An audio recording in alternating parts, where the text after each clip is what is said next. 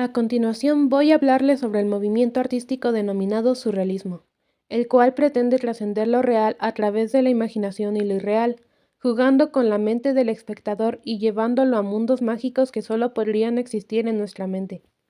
Si bien el surrealismo surgió en París en 1924, poco a poco fue extendiéndose alrededor del mundo y su influencia sigue hasta nuestros días, permitiéndonos disfrutar de grandes obras como las de Salvador Dalí, André Breton y René Magritte, entre otras.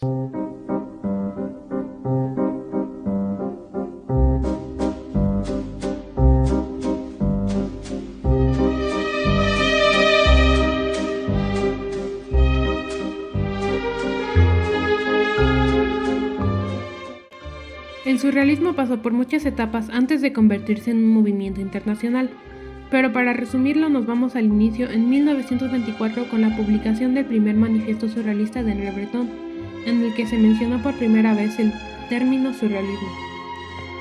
En 1925 fue cuando Breton se adentró en el Partido Comunista al iniciar la Guerra de Marruecos y apareció por primera vez el periódico El surrealismo al servicio de la revolución, que duró de 1925 hasta 1930. En 1927, en el mismo periódico, Breton escribió artículos de surrealismo y pintura, donde describía la forma en la que los pintores podían adentrarse al surrealismo y así el movimiento se volvió internacional. Sin embargo, había quienes solo lo veían como un vínculo del comunismo y quienes lo veían solo como una vanguardia artística. Ya para 1929, Breton publicó el segundo manifiesto surrealista y en 1938, junto con Diego Rivera y León Trotsky, se firmó un manifiesto por un arte revolucionario en México, y meses después se llevó a cabo una exposición en París donde se destacaron varias obras surrealistas. Y finalmente en 1929, con el inicio de la Segunda Guerra Mundial, el movimiento comenzó a decaer debido a que todos los artistas se dispersaron y trasladaron a otros países. Y ya después de 1945, cuando terminó la guerra, Breton regresó a París, pero el surrealismo ya estaba prácticamente extinto. Pero aunque estuvo a punto de desaparecer, hoy en día todavía hay muchos artistas que mantienen vivo este movimiento a través de sus obras. Desde que el surrealismo se convirtió en un movimiento internacional, impactó en la cultura de muchos países. Tal es el caso de México, en donde este movimiento va más allá que solo una corriente artística. Incluso Salvador Dalí declaró que nunca regresaría a un país más surrealista que sus pinturas, mientras que André Breton fue quien nombró a México el país más surrealista del mundo.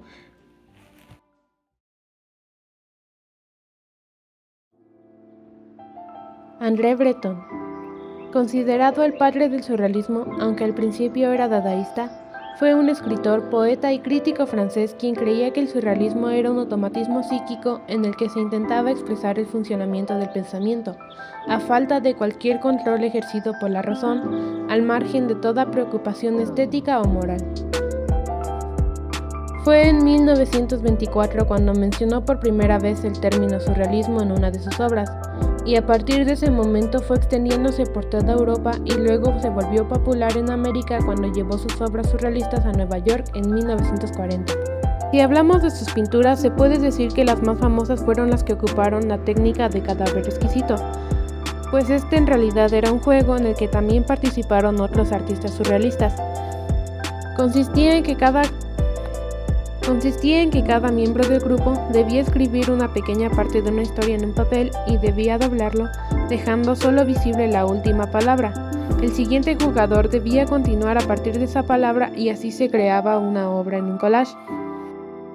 Salvador Dalí. Siendo reconocido como el mayor exponente del surrealismo, por supuesto no podía faltar en esta lista. Fue quien dio nueva vida al surrealismo europeo por sus ideas, como el método paranoico crítico y sus obras inquietantes llenas de simbolismos y un estilo único. Poniendo un ejemplo, se podría decir que una de las más famosas obras del pintor español es un óleo sobre lienzo que tiene apenas las pequeñas medidas de 24 x 33 centímetros y lleva por nombre La persistencia de la memoria, pintada en 1931. Como cualquier otra obra surrealista, se pueden tener varias interpretaciones de esta. Sin embargo, se sabe que para Dalí el inconsciente era algo importante en sus obras, y el significado de cada elemento que conforma esta obra es un gran ejemplo de ello.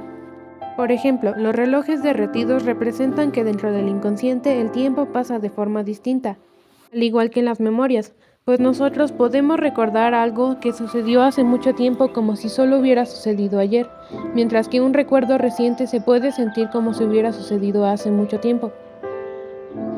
René Magritte.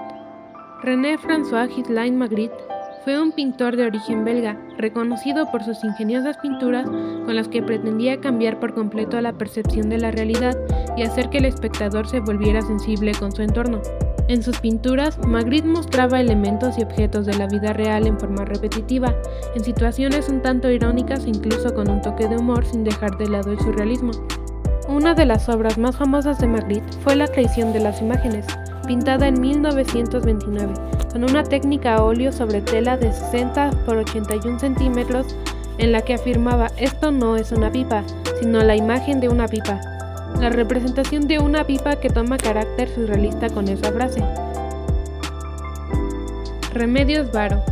María de los Remedios Alicia Rodríguez Varo y Uranga, o simplemente conocida como Remedios Varo, era una pintora, escritora y artista gráfica española, quien lograba plasmar un mundo lleno de imaginación a través de sus pinturas, mezclándolas con la ciencia, el misticismo, el esoterismo y la magia. Remedios Varo también lograba representar a la mujer como un dinamismo, y las hacía verse empoderadas al representarlas desempeñándose en la ciencia, como en los cuadros Mujer saliendo del psicoanalista o La creación de las aves, este último siendo un gran ejemplo de una de sus pinturas más famosas.